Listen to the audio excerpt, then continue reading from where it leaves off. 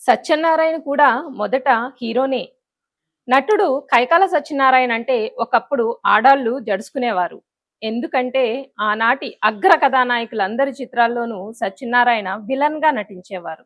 ఇంకా చెప్పాలంటే ఆయనపై ఖచ్చితంగా కొన్ని సీన్స్ తీసేవారు.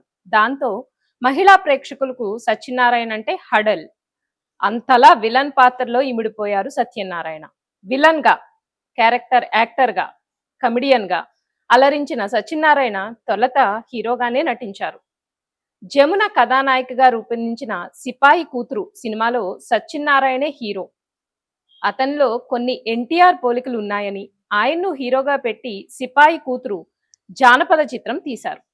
అయితే అది అట్టర్ ఫ్లాప్ కావడంతో సత్యనారాయణ తరువాత పలు చిత్రాల్లో బిట్ రోల్స్ ప్లే చేశారు. ఎన్టీఆర్ ద్విపాత్రాభినయం చేసిన చిత్రాల్లో డూప్ గాను నటించారు. అతని సిన్సియారిటీని చూసి ఎన్టీఆర్ ఎంతగానో ప్రోత్సహించారు. ఎన్టీఆర్ సొంత చిత్రం 'విచిత్ర కుటుంబంలో' రామారావుకు అన్నగా నటించారు సత్యనారాయణ. అందులో భార్యా విధేయుడై తరువాత ఆమె చేతనే ఈసడించుకునే కరుణ రస పాత్ర పోషించి సత్యనారాయణ ఎంతగానో మెప్పించారు.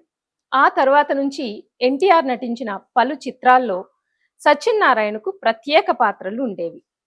రామారావుతో కలిసి సత్యనారాయణ 100 చిత్రాల్లో నటించారు. దీనిని బట్టి ఎన్టీఆర్ సత్యనారాయణను ఎంతగా ప్రోత్సహించారో అర్థం చేసుకోవచ్చు. సత్యనారాయణకు బాగా పేరొచ్చిన తర్వాత 'సంసారం సాగరం', 'నా పేరే భగవాన్', 'వింత సంసారం', 'తాయారమ్మ బంగారయ్య' వంటి చిత్రాల్లో కథానాయక పాత్రలు పోషించినా ఆయన జనం మదిలో గ్రేట్ విలన్ గానే